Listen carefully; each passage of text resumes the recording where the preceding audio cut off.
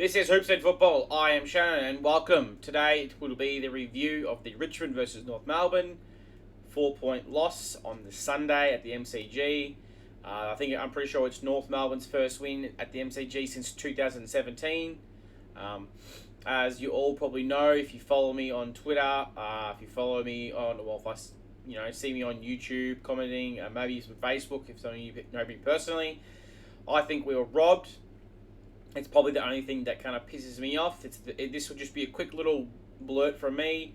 It's the only thing that pisses me off is because we had a shot to go in. Yes, Tim Taranto, who's normally a good at that shot, he sprayed that one near the end, so it became a call of. Could have got us tied or could have got us up by a couple of points. But the Pink versus Tom Lynch debate, in my personal opinion, I don't believe you're allowed to grab a player's arm and not allow them to raise their left arm to contest the mark, and at the same time, when a player's jumping into a contest, they should not be able to do a 180 spin. So, look, we'll leave it at that, and we'll kind of go through some players. I'm not going to go through all the players and their disposals. It probably take quite a while. Probably just pick a couple of players and probably give my best. But actually, what I'll do is I'll just pick 5 players who I think were best on. If you guys could, while we're at it, actually, while we're talking about that, you leave your 5 best on ground plays in the comments below, and maybe a little reason why. If you want to do 2 or 3, and leave a reason why you think those players deserve to be the best. But we'll get back into the game. Richmond were 11-8-74 to the North Melbourne Football Club 12-6-78. So lost by 4 points, as we all know. A very bad first quarter. Which is unusual because normally we are very good at the first quarters. We seem to win the first quarters. North Melbourne seemed to lose the first quarter. So, bit of roles reversed. They kicked 6 goals straight. I think we kicked 2-3 or 2-1.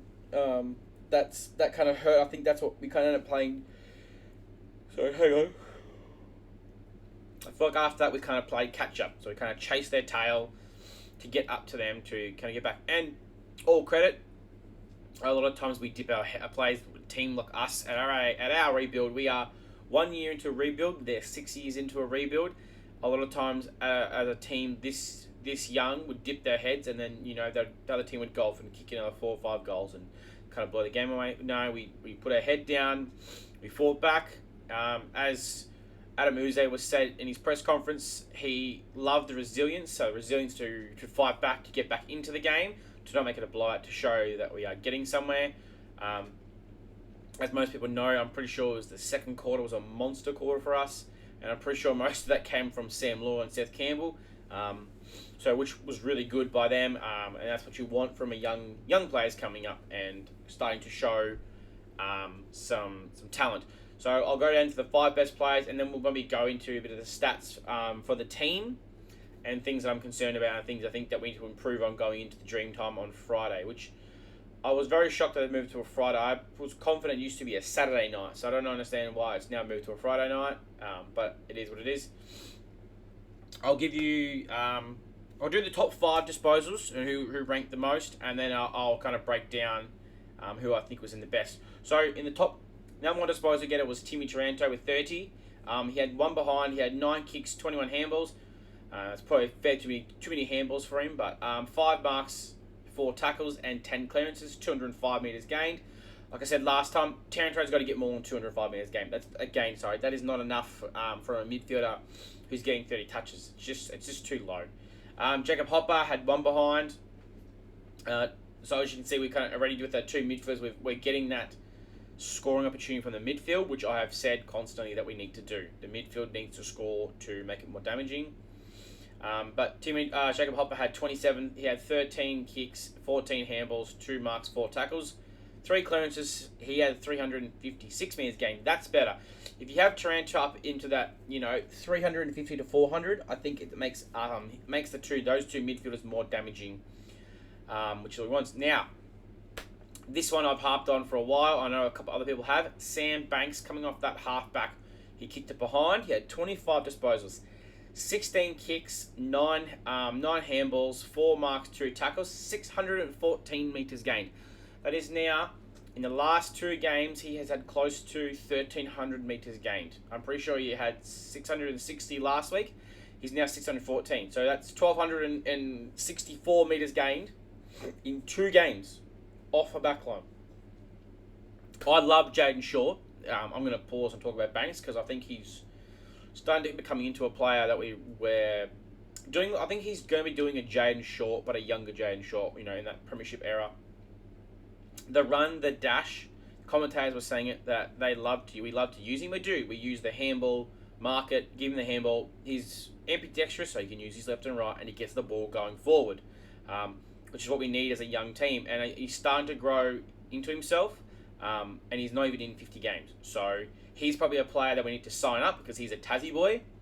I'm pretty sure he hails from Clayton, I think it is, where Jack Reebok come from. So I think you need to give him a new contract. He probably goes into my best as well. Kane McCourt was the other one for his proper game in. One behind, could have kicked the winning goal. He's probably going to be biting in that because he normally loves a goal and he's good at it. 22 disposals, 8 kicks, 14 handballs, 4 marks, 6 tackles. I love that he got the 6 tackles, which is what we want from a midfielder. And he had 1 clearance and he had 324 metres gained. So I'm loving that the tackles are still staying up high. It's actually what we need from him as the midfielder. He nearly got more tackles by himself. Sorry, well, I'll stop. He nearly got more tackles by himself than he did than Trent and Hopper did together. So, and the other one was Jack Ross. I said last week we probably should have made him sub. He's proved me wrong. I'll admit it. Hands up in here. He proved me wrong. 20 disposals. He had 8 kicks, 13 handballs, 2 mucks, 11 tackles. 11 fucking tackles. Holy shit. Well done, Jack Ross. Proved me bloody wrong. 3 clearances and 309 metres gained. So that was really impressive by him, and I'm loving that. I hope he can bring that energy next week as well. The tackle count was really high, but that's something I'll break down and talk about later. Now, that was the top 5 disposal getters. I'll talk about who I think should be in the best. So I've already gone over Sam Banks. Sam Banks has to be the best. It's just a non-negotiable. Toby Nankervis, I think Toby Nankervis has to be in there. So he had 15 disposals. He had 6 kicks, 9 handballs, 5 marks, 13 tackles for a ruckman. I think Sherry had like 12 as well. So it was nearly 20 tackles between them.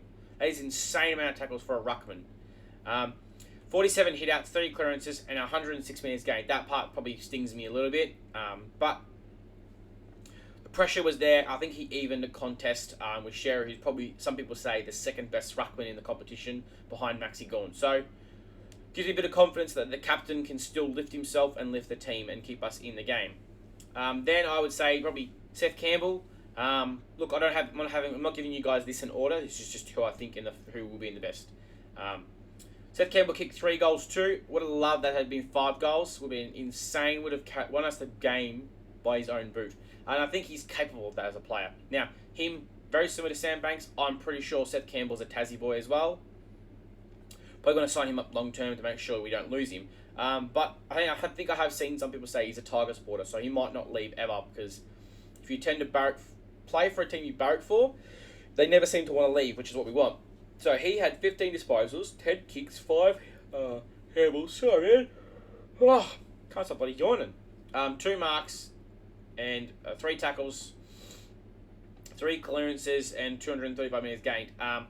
Magnificent kick as well. Very good overhead mark. He seems to play a bit like Poppy from Hawthorn. He plays bigger than he is as well. Got good goal sneak. I think he's up to like 16, 17 goals now. So he's showing... He's probably going to be... He's ranked 19th in the AFL champion data of players in the competition. So I've got a feeling that he's probably pushing for an All-Australian spot. He keeps going the way he is. He's nearly averaging 2 goals a game and 15 disposals. He'll be up there with Jack Higgins as one of the best small forwards in the competition. So, and I would take him over any of the Hawthorn small forwards. He doesn't dive for a free kick. So I'll take that one as well. Where's the other one? Have I lost it? I've lost my track. Sam Lalor, here we go. The number 1 draft pick, Sam Lalor. Probably could go down as nearly best on ground. 2 goals, 1 point, 16 disposals, 6 kicks, 10 handballs, 5 marks, 3 tackles, 1 clearance, 102 metres gained. But I think he only went to centre bounce time 4 times. That was it. 4 centre bounces is what he did the whole entire game. So he predominantly probably spent 90% of his time in the midfield. In the forward half. And they kind of needed it. It seemed like the Thomas Sims and Jonty Fall just kind of weren't firing. Lynchy was, but they needed somebody else. And as we all saw, that massive pack mark he did in that right in that goal square, kicked a goal. I think it got us in front or got us right back in the game. So Sam Lalor would be up there. I haven't looked at his pressure acts, but he'd have to be another one that is showing why that he's probably up there with being maybe. I don't think he'll win the Rising Star. I think you just got players like Ashcroft just playing for Brisbane that he's gonna look better. Same as kind of Harvey Langford playing for the D's who are winning a bit more. They'll seem to I think they'll shine a bit more, but I think deep down everyone's going to know that Sam Lalor is probably the best player in the draft. He's just not going to get the votes in the end. Look, he might. Who knows? People might see what Richmond's doing as a club. Some people said we weren't going to win a game, so maybe winning. We're at 3 wins. Who knows? We might end up having 6 wins at the end of the year, and they go, well, 6 wins from a team that was last on the ladder, who had 2 wins last year. This player's kicked nearly 16 goals. He's on track to kick 20 goals the way he's going. Maybe he does deserve it. And the other one is probably a bit of a I'll probably ruffle some feathers with this one. But I would put Ben Miller in my best on ground. Now, look, he had 12 disposals. He had 6 kicks, 6 handballs, which is pretty simple. So, pretty familiar with him, sorry. 5 marks, 2 tackles, 170 metres gained. But it's what he did on Nick Larkey. I think Nick Larkey got 2 goals, and I felt they came right at the end. Nick Larkey's normally the one that wins the game for him, or keeps them in the game. So to do what he did there, and hold Larkey to almost only 2 goals, and if it wasn't for us for that sloppy 10 minutes in that last quarter, he may have not got a goal at all, and Ben Miller may have nearly kept him scoreless. So that's I think maybe him and Bolton may have swapped, but most of the times I saw the contest that Larkey was going for, Ben Miller was there, and he was half in the contest every time. Nearly 70% of the time he was getting the ball to the ground and Larkey wasn't getting it. So that's who I would say would be in my best on ground. If you guys could leave a comment below and tell me who you think was best on ground. You can put in, you can just put them in order as well, 1, 2, 3, 4, 5. If you want to, please leave a reason. And also, can you guys just please hit that like button? And if you would like to subscribe, it really helps the channel. I'm not a big fan of normally asking for it, but every now and then I will just ask. You don't have to subscribe if you don't want to, even if you just want to like it and to watch my videos. I appreciate every single one of them. It means a lot to me, and as I'm slowly growing this channel. So, a little bit disappointed on this one because we seem to normally we're going through the stats now for team stats. Sorry, I had been harping on this one the last couple of weeks about the disposals. Normally, when you win the disposals, you win the game, because we had been losing disposals way too much, and we were keeping within close games and losing them. But this week, we actually won the freaking disposals. Actually, we did quite well. Our season average is normally 336. We got 334, so we're right at our season average, which is great, which is what I'm loving to see. And North Melbourne got 319. Their normal is about 360. So we've done well to restrict their ball movement as well, which is what I wanted to see. But it just kind of sucks that I think they were a bit more damaging with their disposals than we were, as we could probably tell by considering that end of the day they won. Look, they won kicks. We were 175, to 192. Look, they're normally 200, so they're slightly below. We're normally 193. Look, I'm not fussed on that. If I read the next data, you'll understand. So we had 159 handballs, and we're normally 142. So, you kind of put those handballs to kicks, and we're back up to a normal ratio. We kept them down to 127 from 159. Look, inside 50s. This is one that's coming a pet peeve of mine. We had 49 inside 50s to their 45. Our average is 43. Theirs is 46. So, look, we just kept them just below their season average, and ours was above it. And I'm pretty sure we kicked at like 19% going inside 50 for section. So that just needs to be fixed. I said it last night on the Big Tiger Footycast, a live stream after the game. it is something that Ooze really needs to pay attention to, because it's actually probably going to cost us more games than it's going to win us, because if we do not get the ball in there and be damaging, it comes straight back out. Like, we won by 4 and we lost by 4 points. So 4 more inside 50s, and we should have won. And I think they were, at one stage, we were beating them. I think they were like 23 inside 50s to our 34. They were sitting at 46%, and we were sitting at 19. I think it was 19% or 23%. So that ratio has to change, because otherwise we're going to lose every game. And I know we're not meant to be winning. We are a very young side, but that's something you need to build on long term. It's a long term process for me. Those inside 50s have to be addressed. Look, maybe not. We're not going to fix it in 1 year, but it's something we need to start seeing progress in. So next week, can we go from 20% inside 50, that's how accurate we are, to 23%, and just gradually build on that percentage of going inside 50. And look, we will probably get better at that as a Jonty Fall and a Thomas Sims, a Harry Armstrong, McKelty Lafau. When they come back, once they start becoming more games in term, taking those pack marks probably more often, clunking them a bit better, then that might change. That might be what it is right now. It's just that the ball goes in. Tom Lynch doesn't. If Tom Lynch is not marking it, no one's marking it, and it goes out. So look, that just could be what it is. But I just think we need to address that. So, look, disposal effectiveness, which was quite good. We were at 71%. They were at 70. Look, slightly below our season average at 73. But we kept them down to 74. Effectiveness. So we did slightly adjust it. So we got better at the end of it. So at the end of it, we were 46% inside 50 to their 46.7. So we adjusted it. But the fact was, it was probably a little bit too late, considering going into that first half, they were smashing us. So free kick 17 to 19. I'm not too fussed about that. I'm used to us always losing the free kicks anyway. All right, so let's break down some stoppages. This is probably where I think we Ooze needs to find a way to fix this, because it's killing us, and they destroyed us in this.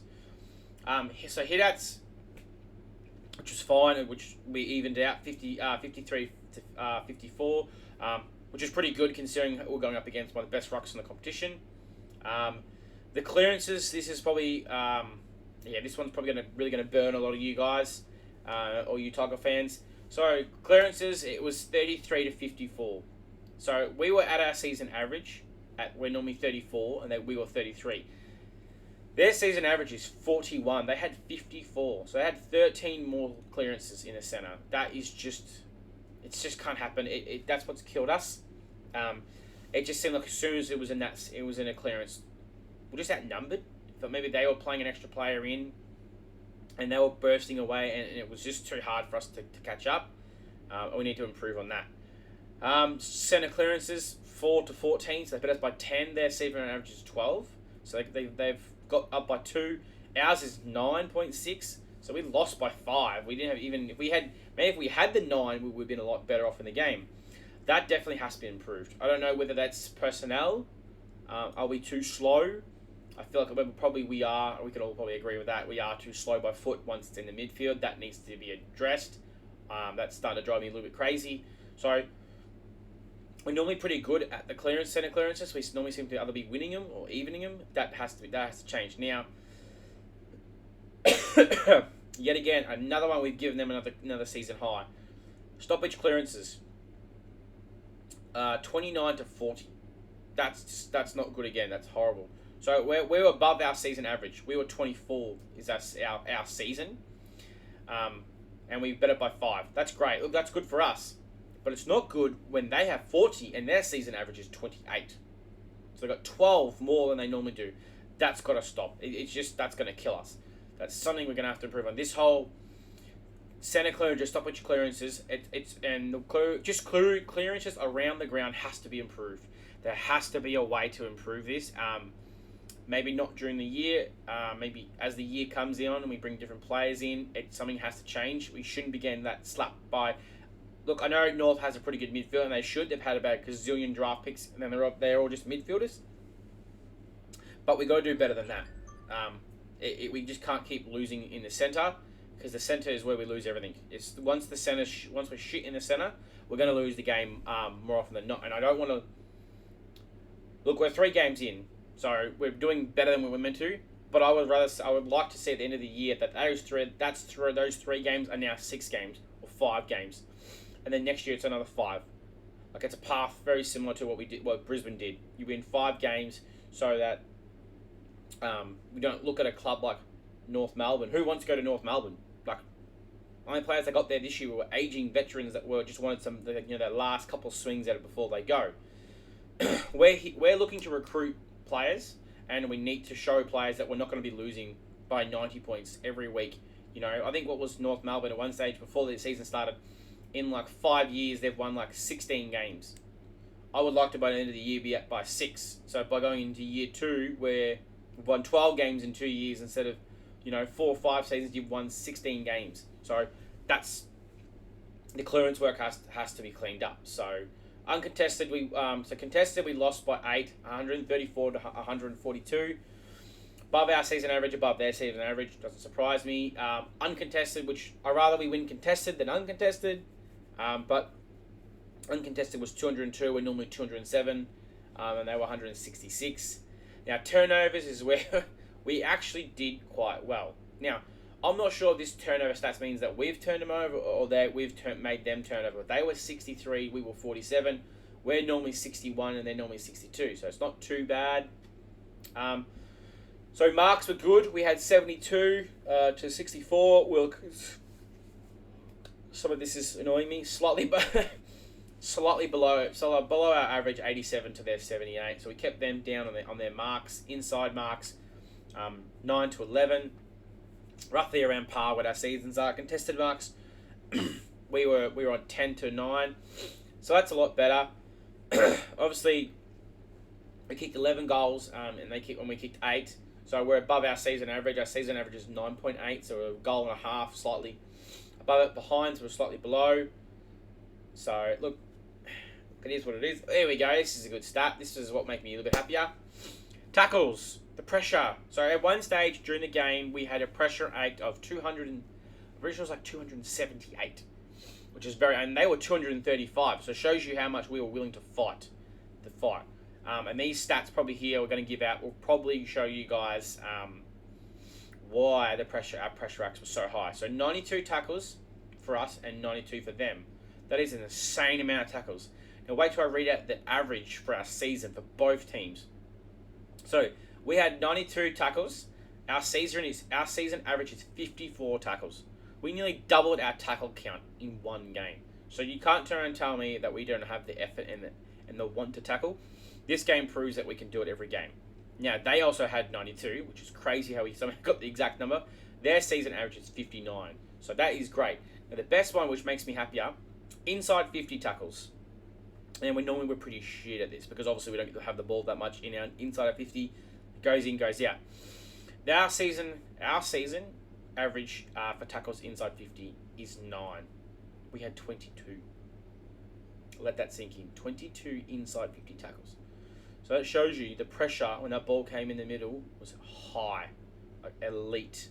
Probably that may have been the best inside 50 pressure in the competition, maybe for the whole entire year. To have 22 inside 50 tackles, so that's where we should have helped us win the whole entire game with that many tackles. Unfortunately, it didn't. Like, it is what it is. They had 6, and their season is 9, so they're averaging 9. So that's better. So look, another one. We won in bounces. It says 6 to 6, and then it says what's that?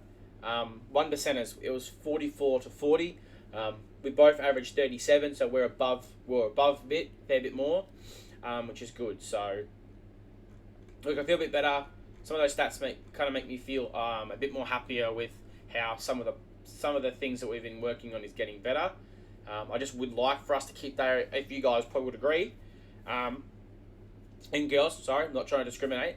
If any of you Tiger fans would agree that I'm impressed to see that we showed the desire when the ball went in 50, and obviously around the ground when you have 92 tackles. So,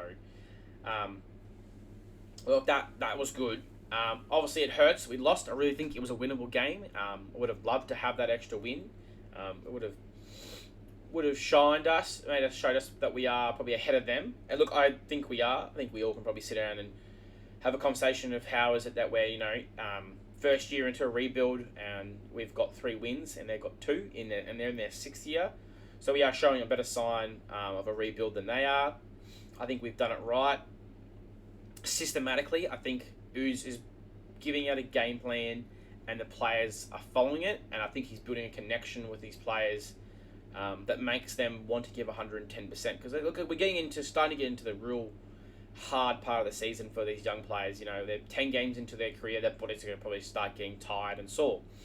But they're still showing up every game and trying to play 4 quarters. Look, we played 3 quarters, and that's all I'm asking for. I just would have loved if we had played, maybe what we would be doing in that second quarter, played that for 10 minutes in the first quarter, and it changes the whole entire game on its head. So, look, the takeaways I get out of it, we'll do a bit of takeaways. You guys can leave a comment in your comments below. What you took away from this game? What I took away from this game is that Seth Campbell was coming into his own. He's going to probably be a breakout player, and obviously Richmond need to sign him up for long term. Probably give him a 4-year contract to take him to 2029, so that Tassie doesn't try and steal him, because they have that big bonus of $1 million. You can slap that on one player or multiple players. McIntosh, I've even mentioned McIntosh yet, so that's pretty harsh considering it was his 200th game. Kicked 2 goals, and deserved them. He's a bit of a heart and soul player, and I bloody love him for it. As you can see on the background, I've gone with the bald Mamba picture to support him. Great game by him, and he seemed to have lift the players as well when he got it. Sam Lalor is a freak of bloody nature. 2 goals, and they were all bloody good goals. And he had his other one was set shot from 65 out, and he casually kicked that ball, and it almost went all the way. If he had come forward about a metre or 2 or 3 more steps, he probably would have kicked that goal, because he hit it flush. So that's another impressive one. And probably a special shout out to Toby Nankervis, just to even that contest against Sherry. It was bloody magnificent to see. And just a shout out probably out to Hopper and Taranto and Ooze for the effort they're putting in as leaders and following the team, and a little bit probably to Tom Lynch as well. He seems to be taking these boys under his wing and really giving them a hand in that forward line. So without him, I think we wouldn't have won this game. Sorry, didn't win. Without Tom Lynch, we probably wouldn't have even got within 4 points. So full credit to him and the senior players that are helping these young players. But that should be it for this episode, guys. I know it's probably a little bit jumbly around. I am working on probably the setup of how I could do it. That's why I've kind of now gone to having a little vent at the start to player stats, top 5 player stats, best on ground, to my opinion, and then going into the team stats, kind of breaking it down where we've lost the game, also where we've won it, and what we need to improve on as well. And then obviously at the end, it's just a bit of a spill of shout outs and a couple of things how I feel at the end that I've popped into my head as I've been sitting here talking to you guys and girls. Sorry again. But besides that, guys, if you could just, like I said earlier, I know it's probably harping on it a bit, but if you could just leave like a like, a comment, and if you enjoy my channel, subscribe, and if not, share it with your friends. It all really helps me out, and I really enjoy doing this stuff. I'm slowly working on, I think once I hit about 100 to 500 subscribers, I'm probably going to do some live ones, so you guys can join in and put some comments on there as well. Just building up towards getting myself towards getting a live stream setup done, so that once I get to maybe say 1,000, I can do a bit of fan cam, get people to jump on and give out their opinions and talk to me, and maybe do team selections, or just have a random live chat just to talk about how we're going as a team. I'm looking at probably doing a video about that soon as well, and having a bit of a chat with people about what we think and how we're looking for the season and what we want to see for the rest of the season, probably after the bye. But also, you guys know, I will I'm going to try it. I'm going to try and put out some highlight videos for players, or maybe just the season. Sort of, I tried at the start of the year.